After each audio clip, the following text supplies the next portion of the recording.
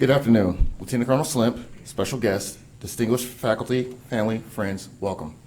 My name is Captain Michael White, and I'm Operations Officer for Boise State's ROTC program. On behalf of Lieutenant Colonel Timothy Slimp, the Professor of Military Science, we are pleased that you're able to attend this significant ceremony. Today, 3 of America's finest will take the oath of office and accept their well-earned commissions as second lieutenants in the United States Army.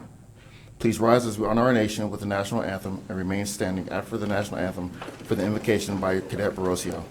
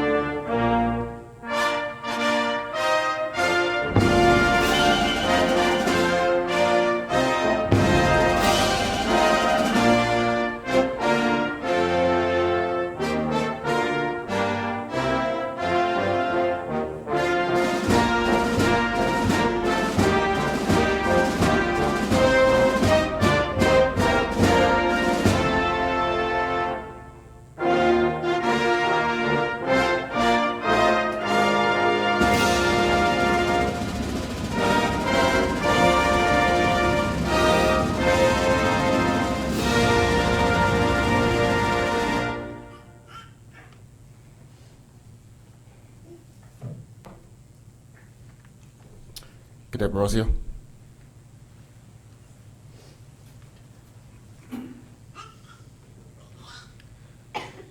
Please bow your heads. Dear Heavenly Father, we just want to thank you for yet another day of gratitude as we celebrate the commissioning of 3 of the finest cadets that our nation has to offer.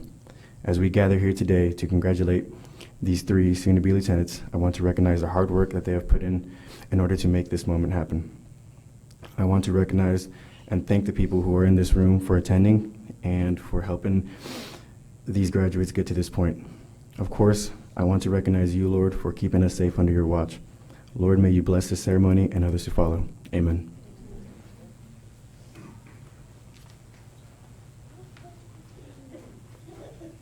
Please be seated. Ladies and gentlemen, since today is a once-in-a-lifetime event for these proud women, we invite you to please take photos at any time during the ceremony. Lieutenant Colonel Timothy Slimp, family, friends, guests, and cadre members of the Bronco Battalion, thank you for taking time out of your busy schedules to share this important and happy day with us. We are very grateful for the sacrifice and preparation that you have made to contribute to the development of these fine soon-to-be officers. No doubt exists in my mind that these young people would not be here without the caring support of many of you in this room. As a member of this outstanding program, it is my distinct honor to introduce the Professor of Military Science, Lieutenant Colonel Timothy Slimp. Lieutenant Colonel Timothy Slimp began his Army career in 1996 with a regular Army commission as a military police officer. He received his military instruction from Gonzaga University's ROTC program and earned his Bachelor's of Arts degree in Physical Education through Whitworth University, Spokane, Washington. He attained his Master's of Arts degree in Business and Organizational Security Management through Webster University in St. Louis, Missouri. His military education includes the Military Police Officer's Basic Course, the Military Police Captain's Career Course, and the Combined Arms Center Services and Staff School, and the Command and General Staff College. Lieutenant Colonel Slimp has served in a variety of leadership positions in over 19 years of active service, including the Military Police Platoon Leadership, MP Company Command, Battalion and Brigade Level S3 Operations Officer, and command of the Professional MP Battalion. He most recently served as a Plans Branch Chief with the Combined Arms Center in Fort Leavenworth, Kansas. Lieutenant Colonel Slimp has also served on operational deployments worldwide, including expeditionary peacekeeping missions throughout Bosnia, Herzegovina, Croatia, and Hungary as part of the Operation Joint Forge, and in support of combat operations in both Iraq and Afghanistan, as part of Operations Iraqi freedom, and enduring freedom. Some of Lieutenant Colonel Slimp's awards and decorations include the Bronze Star Medal, the Meritorious Service Medal, the Army Commendation Medal, the National Defense Medal, the Armed Forces Expeditionary Medal, the Iraq and Afghanistan Campaign Medals, the Global War on Terrorism Service Medal, and the Korea Defense Service Medal, and the NATO Service Medal. So please join me and give a warm welcome to the Boise State University's Professional Military Science, Lieutenant Colonel Timothy Slimp.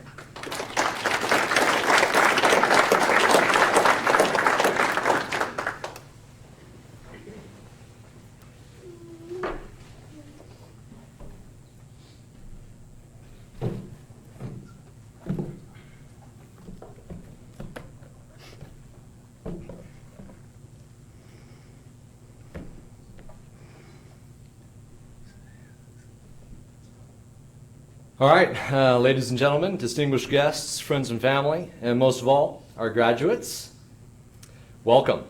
This will be one of the most memorable ceremonies in the life of an officer, as it marks the beginning of their career and they're entering one of the most distinguished professions, the profession of arms. So who attended the graduation ceremonies this morning, earlier? Lots absent, okay? Well, I know some of you were there, but it was quite an exceptional ceremony. It was quite beautiful, and part of that reason was because this ROTC program does the presentation of the colors with the color guard, and we've got members of that color guard team here today. And so I just want to recognize real quick Chris Hall, Carlos Barosio, who gave the invocation earlier, and then Gloria Chanity, I don't think she's in here, and then Kenneth Overly, who is not in here as well. But they did an absolute incredible job, represented us very well, and that's one of the best graduation ceremonies that I have ever seen. So they could not have done that if they didn't have good leadership, and the one most responsible for that is Master Sergeant Lawifi Faupuli down at the end there. He is our senior military science instructor, and he's been working really closely with those folks, and there are others that do the color guard routinely, so job very well done. Also, the team here, you've already met Captain Weish, our operations officer, but there's some folks in the back row that I'd like to also recognize. Standing in the back is Sergeant Major retired Clinton Beers, our logistics technician. And in the back row over here, we got Mr. John Rossi and Mr. Martinez, Martin Rodriguez, who are our human resources assistants. And then I don't see him here, but Mr. Ryan Hansen is our enrollment officer. And then we cannot forget our school assistant from Boise State, Jen Swenson, who's standing in the back, who is a big part of putting together this ceremony and helping to prepare this. So please, if you could, just give them a quick round of applause.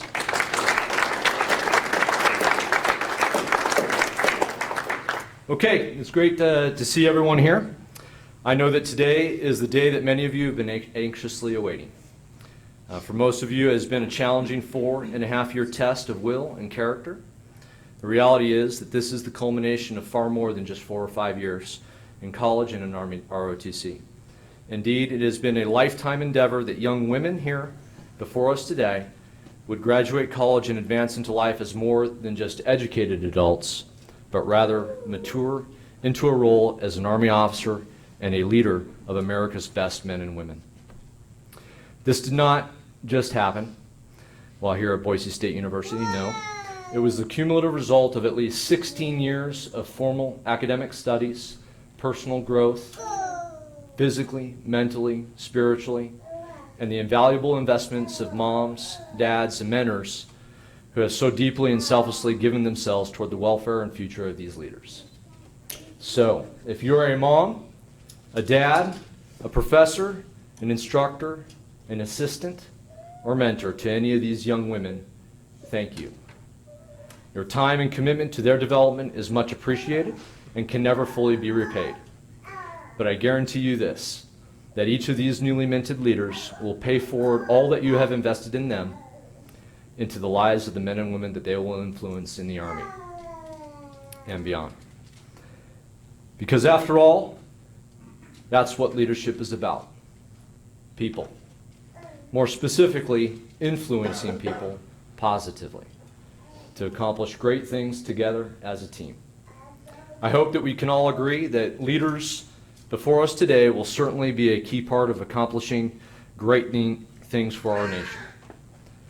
I think we can also agree that our nation needs great leadership. Arguably, there may not be a greater leadership challenge for our nation than the present. Our Army is stressed and fatigued after well over a decade of continuous conflict and shattered lives. Defense budgets, like national budgets, are in great deficit. The needs far outweigh what our nation can afford. As a result, our Army will contract and lean up. The burden on our leaders will increase. The deciding factor of whether we succeed or not will not be in new weapons, new attack aircraft, new destroyers, new small arms, or new armored vehicles. It will be leadership. It has always been the Army's role to win the nation's wars. Every year or two, the Army publishes its operating concept to define what we think the future operating environment is going to look like in the near future and the decades beyond, so that we can prepare for it. About a year ago, the Army updated its operating concept and titled it Win in a Complex World. In the nightly news, if it's any indicator, war is not going out of style anytime soon. The reality is, analysts suggest that at no time ever before, we now face a global security environment that is more unpredictable, unstable, and complex than at any time before in our nation's history. It is perhaps unknowable, but make no mistake, the threat is very real, lethal, and may represent an existential threat to what we know as the American way of life. Doubtlessly, it will be difficult to resolve. It may challenge the nature of our society, peace and conflict, and how we live for the foreseeable future. The Army operating concept presents 5 salient characteristics of the future operational environment. Number 1, increased velocity and momentum of human interaction and events. There's a lot of us in this world, people, and the tighter we pack ourselves together and covet each other's possessions, the higher the likelihood of friction with greater consequences. The prevalence of social media only accelerates the rate of interaction and friction. 2, potential for overmatch. Big defense budgets and technological superiority will not insulate us against adversaries who fight asymmetrically and can exploit the commercial technologies that compete with or potentially neutralize our advanced defense technologies. 3, proliferation of weapons of mass destruction. Use of atomic weapons quickly taught us that we do not want to go there ever again. And for decades, relatively responsible nation states have respected the destructive power of nuclear weapons through restraint. This will change as nuclear technologies are within grasp of other nation states, along with the mainstreaming of chemical, biological, and radiological weapons by adversaries not accountable to electorates or to people who share our values. 4, spread of advanced cyberspace capabilities. The internet has changed all of our lives, and we have systematically entrusted control of our lives over to computers, access to which is enabled by a networked system of lightly secured gateways that is highly vulnerable. 5, demographics and operations among populations in cities and in complex terrain. See point number 1 again. Long gone are the bruising countryside battles of warfare. Instead, battles will likely be fought in our midst, in our cities, among our families. The more we live in cities, closer together, that grow into mega cities, with populations measured in the millions, with people of all walks of life, ideologies, and viewpoints, risks a much higher degree of friction, clash of cultures, entitlements, and interdependencies, and far greater liabilities for the consequences of warfare prosecuted not just by warriors, but among the innocents. We have seen in horrible events in the last century some of the worst happened in recent memory. For decades, our country was insulated from war by two oceans. Not anymore. Blood is being shed in our communities, in our neighborhoods. It is a virtual guarantee that we will see it again in the near future. And it may get worse before it gets better. We no longer have the predictable advantage of negotiating with nation-state adversaries. Today we add obscure, amorphous, and ill-defined enemies to the list of adversaries, a very great many of whom will seek bloodshed on the shoulders of ideologies in sharp contrast to our own. The headlines alone should convince you that evil does indeed live in the hearts of men. It is in this threat environment that you young women before us today must lead. You will be the ones that make a difference. When budgets fail and political and cultural tides shift and our nation's resolve equivocates under competing interests, in that sloppy environment of ambiguity, high threat, and life and death stakes, the American people will still expect our men and women to deliver winning results in uniform. This is why our Army needs the best leaders, and I'm proud to say that they are among us today. Produced right here at Boise State University. We have an ordnance officer who will serve close to home in the state of Oregon's National Guard. We have 2 Army nurses, one of which was just selected for an advanced degree as part of the Army's psychiatric nurse practitioner program. And finally, a distinguished military graduate whose performance in ROTC was ranked among the top 10% of cadets in the nation. To succeed, you will need to be adaptive and agile if we're going to outwit and outthink our enemies, who are not bound to the same moral and ethical restraints that we adhere to. I'm confident that you can do it.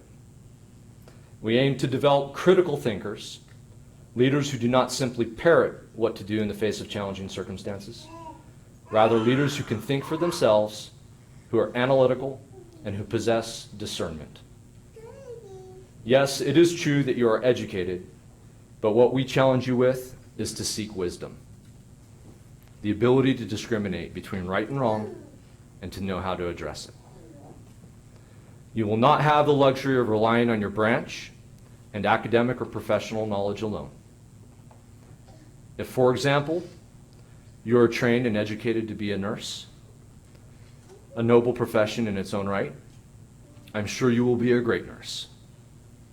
But as an Army officer, your leadership will transcend your vocational skills.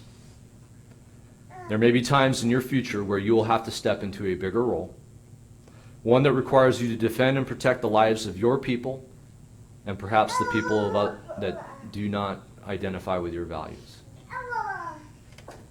This will demand great courage and competence. As you enter your profession, the profession of arms, embrace your abilities, your skills, and the way of a warrior. It is the profession that requires the best leaders, as far too much is at stake. You must lead with honor and steadfast moral and ethical integrity. You would think that all would agree with that calling, but the reality is that you will be tested and may even be persecuted for your values, perhaps even by members of your own team who would seem to share the same values on the surface, but will take shortcuts and justify poor character when it's convenient to them. They may try to drag you down. Don't do it. Don't give in. Be a great leader. My final advice is this. As you proceed into a great profession and an operating environment that is complex and rife with real threats, know who your adversaries are. As has been said before, if you do not know where you are going, any road will likely get you there. I might even take the liberty of modifying it to say, if you do not know where you're going, no road will get you there. Well, that proverb applies in warfare too. If we reasonably expect to defeat our enemies, we must be able to identify them. As you put on your critical thinking caps and attempt to address complex problems, take the time to step back, orient yourself on the terrain, and ask yourself, what is the problem that you're trying to solve? Because if you fail to define it, odds are we will fail to solve it. You are the future generation that will lead our Army through a very uncertain future. I'm confident that it is in good hands. Reflect on your oath of office. It is binding, and it is taken in the name of God, or whatever authority is in your life that is bigger than yourself. Strive to be a leader of competence, good character, and an officer that is committed to your profession. God bless you in your endeavors, and God bless the United States Army. Thank you.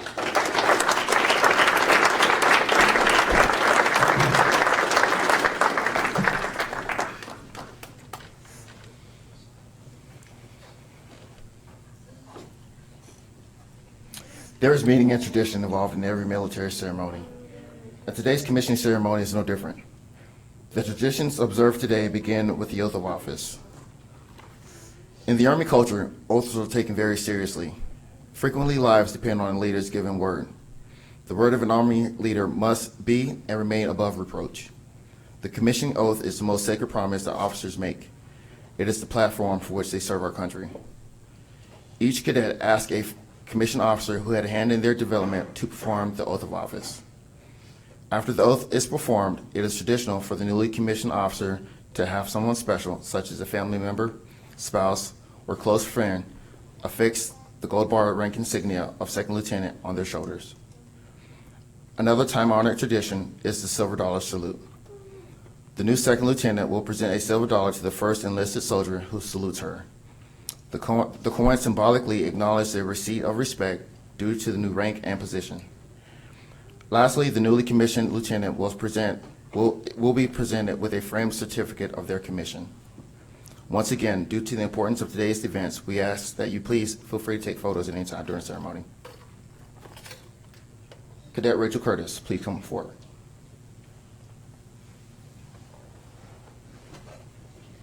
Cadet Curtis earned her bachelor's degree in nursing and will commission as a second lieutenant in the United States Army Nursing Corps.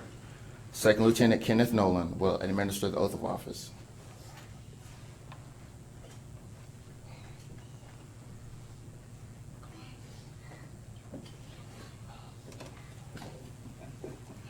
Raise your right hand and repeat after me. I state your name. I, Rachel Curtis, Have been appointed an officer in the Army of the United States having been appointed an officer in the Army of the United States in the grade of second lieutenant. in the grade of second lieutenant, I do solemnly swear I do solemnly swear that I will support and defend that I will support and defend the Constitution of the United States the Constitution of the United States against all enemies, foreign and domestic. against all enemies, foreign and domestic, That I will bear true faith and allegiance to the same. that I will bear true faith and allegiance to the same, That I take this obligation freely, that I take this obligation freely, without any mental reservation without any mental reservation or purpose of evasion. or purpose of evasion, And that I will well and faithfully discharge and that I will well and faithfully discharge the duties of the office the duties of the office on which I'm about to enter. upon which I am about to enter. So help me God. So help me God.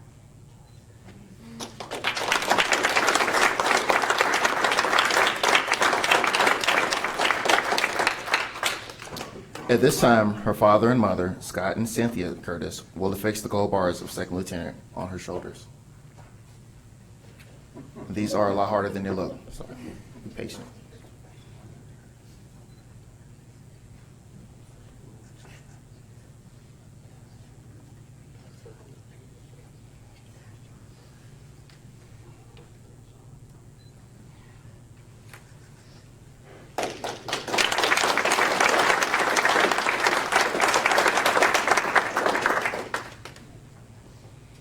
Master Sergeant Retired Tim Kemkes, United States Army, will now render the first traditional salute.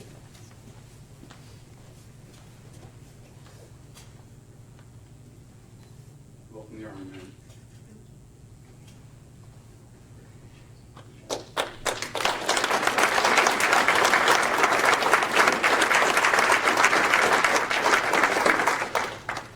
Lieutenant Colonel Slim will now present Second Lieutenant Curtis with her commissioning certificate.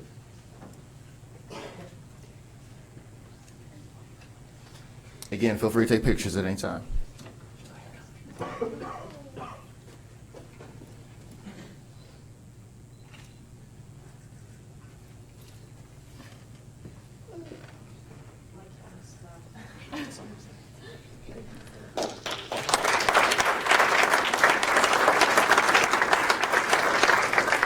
Ladies and gentlemen, I now present to you Second Lieutenant Curtis.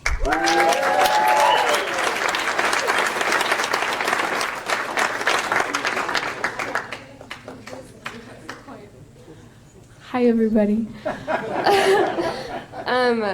I'll just be quick. So I'm really excited to be here. It took me so long to get to this point, and everybody that I invited to be here with me today has had a huge impact on my life, and those who can't be with us today, I know, have also had an influence on me, and they would be here if they could. So I'm just really excited about my future and what it holds and all the good things it'll bring. So thanks, everyone.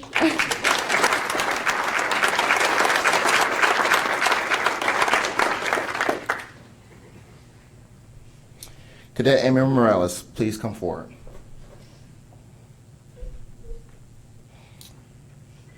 Cadet Morales earned her bachelor's degree in kinesiology and will commission as an ordnance officer in the United States Army Oregon National Guard. The Professor of Military Science, Lieutenant Colonel Tim Slimp, will administer the oath of office.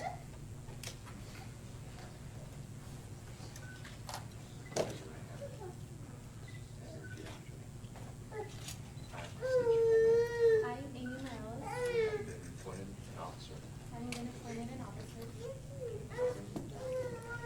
in the Army of the United States, Grade of second lieutenant. in the grade of second lieutenant, Do solemnly swear do solemnly swear that I will support and defend that I will support and defend the Constitution of the United States the Constitution of the United States against all enemies, against all enemies, foreign and domestic.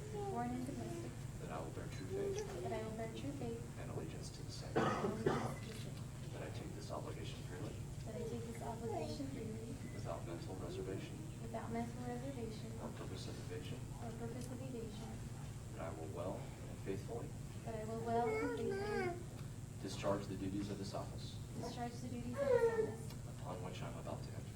upon which I am about to enter. So help me God. So help me God.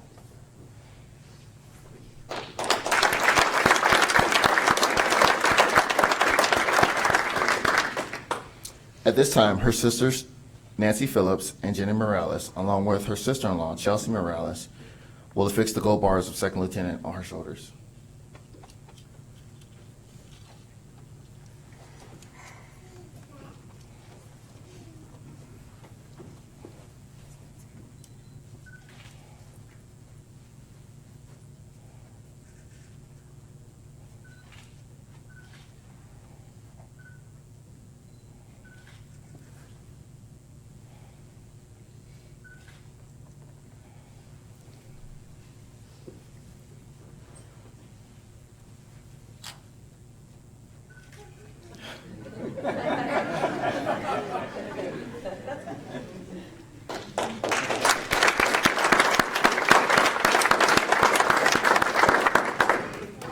Former Staff Sergeant Benny Morales, United States Army, will now render the traditional first salute.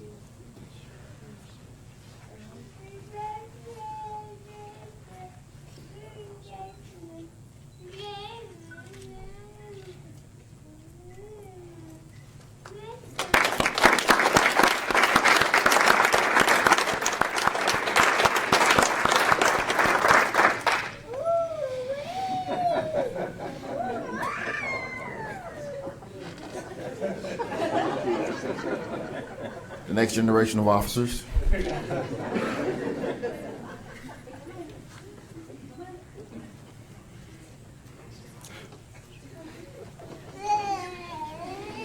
Lieutenant Colonel Slimp will now present Second Lieutenant Morales' commissioning certificate.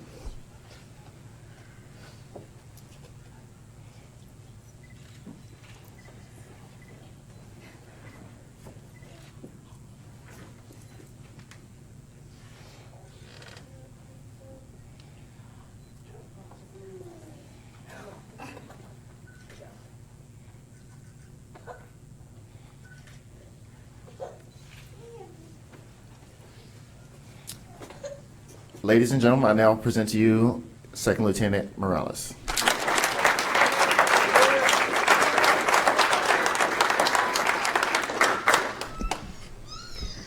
Well, first of all, I would just love to thank everybody who has supported me. It's been quite a long journey for me.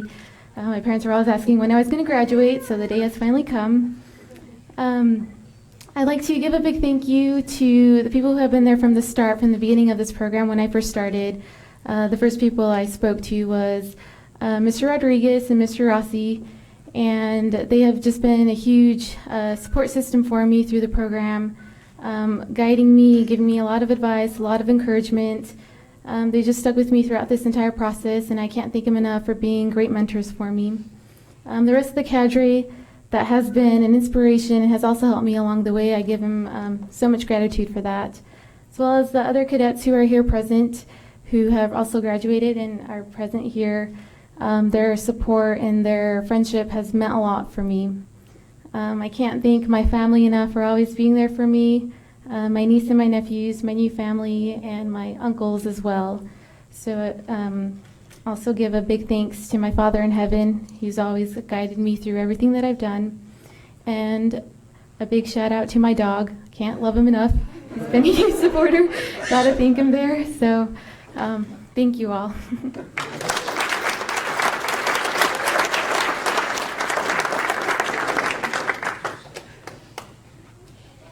Cadet Cheyenne Peabody, please come forward.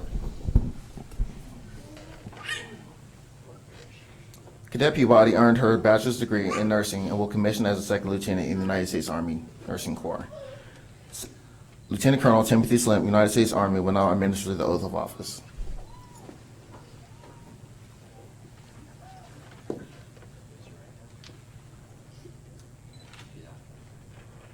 I state your full name.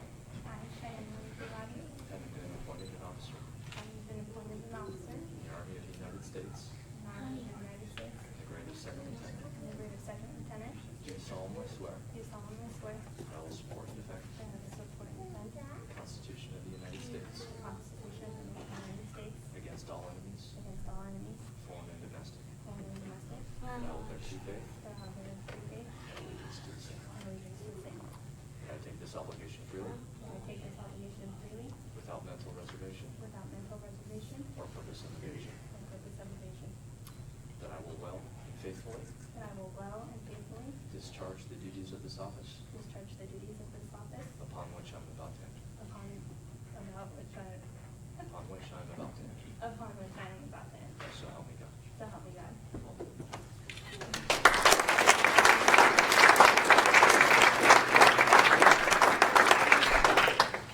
At this time, her father, John Peabody, and her brother, Tanner Peabody, will affix the gold bars of second lieutenant on her shoulders.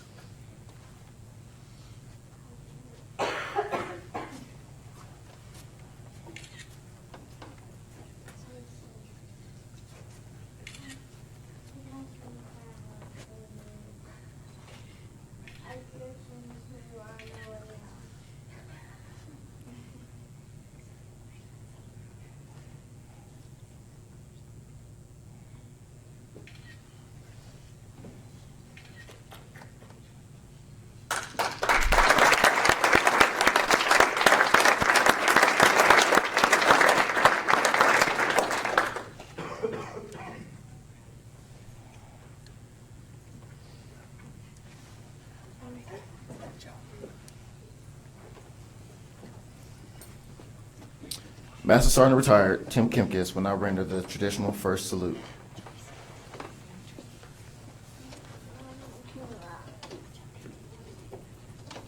Welcome the Army, man.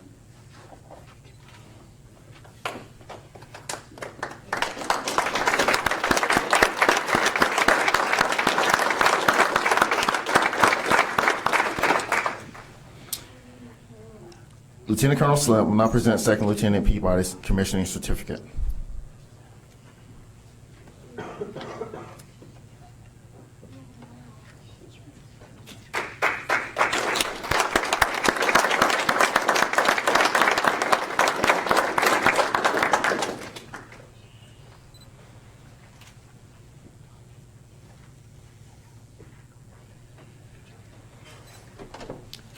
Ladies and gentlemen, I now present to you Second Lieutenant Peabody.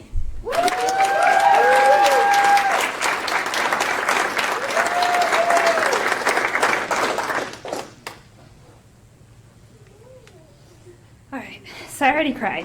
Cut that out of the way. It's been a long road, and I remember the day that I was sitting at the table my MS2 year, my sophomore year, and my dad looked at me and said, "Who would have thought you'd be saying this to me today? It's something about an M16." And since that day, I've always remembered it, and I've never felt so proud as I do today, taking the oath of office. And I want to thank the cadre, Master Sergeant Kemkis, who, whether it was a good day or a bad day, his door was always open, and to always just take each challenge with an open mind. And if you do it right, keep it moral, then you'll be okay. And thanks to my dad, who raised me with Army values and didn't even know it, because it's made this journey that much easier. So, and a big thanks to my family who's traveled and everyone who's been with me throughout this 4.5 years. It seems a lot longer, but I'm here today and I couldn't be more thankful and feel more blessed for the people surrounding me. So, thank you.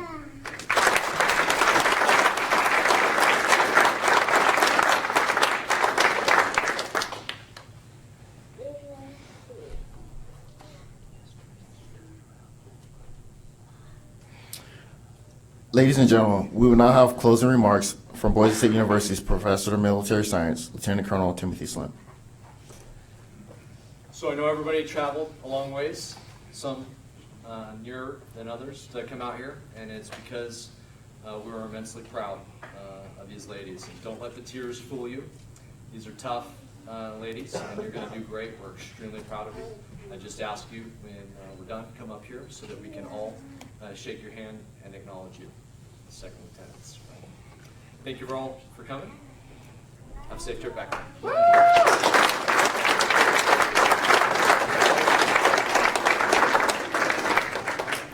At this time, we ask that you please stand for the benediction by Cadet Brosio.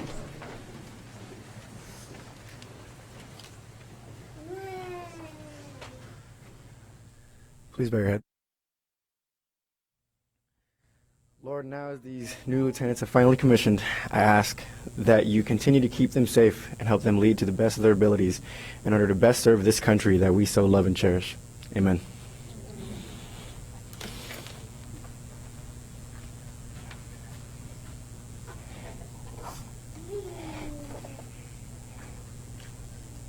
Please be seated.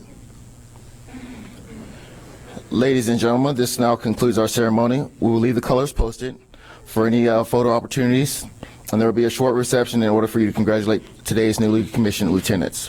Thank you for your attendance today and today's ceremony. We ask that, most importantly, thank you for your support that you've given these young officers in their lives. Bronco strong. Have a great day.